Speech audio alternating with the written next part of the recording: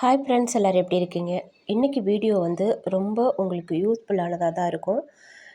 எவ்வளோ வீடியோக்கள் பார்த்துருப்பீங்க. தலைக்கு தலைமுடியோட அரிப்பு, பொடுகு இவைகளுக்கெல்லாம் நிறையா டிப்ஸ் நீங்கள் பார்த்துருப்பீங்க.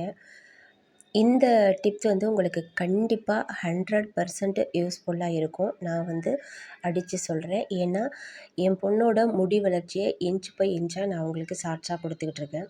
நிறைய பேர் கேட்குறீங்க, முடி எப்படி இந்த அளவுக்கு அடர்த்தியாக வளருது, தண்ணி மாறினாலும் கூட எப்படி அடர்த்தியாக வளருது அப்படின்னு சொல்லிட்டு. நான் வந்து கடைகளில் அதிகமாக கெமிக்கல் கலந்த ஷாம்பு யூஸ் பண்ண சொல்ல மாட்டேன்.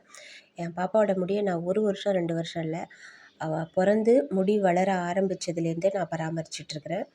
முதல் தடவை ஒரே ஒரு டைம் தான் குலதெய்வம் கோயிலுக்கு அவளுக்கு மொட்டை போட்டிருக்கோம். மற்றபடி இது வரைக்கும் மொட்டைங்கிறது போட்டதே கிடையாது.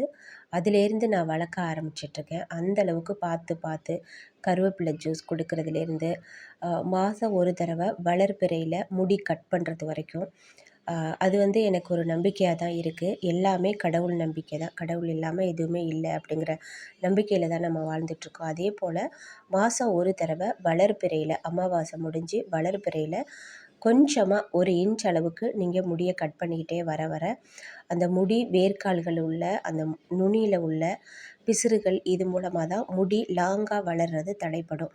இதை நாம் கட் பண்ணிவிட்டு உள்ளங்கையில் வச்சு நல்லா உரசி விட்டுட்டோம்னாக்க முடி வளர்ச்சிங்கிறது உங்களுக்கு தாராளமாக இருக்கும். நான் இப்படி தான் முடியை பராமரிச்சுட்டு இருக்கிறேன்.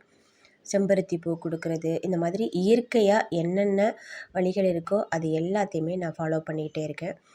வாரத்துக்கு ஒரு தடவை இதே போல் நான் செஞ்சிட்ருக்கிறேன். பூண்டுத்தூள், வெங்காயத்தூள் இது 2யும் நான் சேகரித்து வச்சுக்கிட்டே இருப்பேன். இதை எடுத்துகிட்டு நல்லா ஒரு கைப்பிடி எடுத்துக்கோங்க. இது வந்து இரும்பு கடாயாக இருந்தாக்கா ரொம்ப ரொம்ப நல்லது.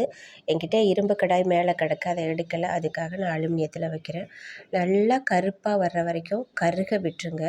கருக விட்டதுக்கப்புறமா இந்த மாதிரி சாதம் வடித்த கஞ்சி, முடி வளர்ச்சிக்கு ரொம்ப ரொம்ப யூஸ்ஃபுல்லாக இருக்கிறது இந்த சாதம் வடித்த கஞ்சி, அரிசி களைஞ்ச கஞ்சி. இதை நான் வந்து எடுத்து எப்போதுமே ஸ்டோர் பண்ணி வச்சுருப்பேன். முகத்துக்கு, கை கால் எல்லாத்துக்குமே நாம் இதை தடவி குளிக்கலாம். வறட்சிங்கிறது இருக்காது. பனி நேரத்தில் ஏற்படுற வறட்சி போகும். அதே போல் ஏதாவது மூலிகைகள் மருதாணியோ கருவேப்பிலையோ அரைக்கும்போது இந்த கஞ்சியை சேர்த்து தான் நான் அரைப்பேன். தண்ணி சேர்த்துக்க மாட்டேன். ஆகையினால் இது வந்து ரேஷன் அரிசியில் வடித்த கஞ்சி. இந்த கஞ்சி ரொம்ப ரொம்ப நல்லது தலைமுடிக்கு.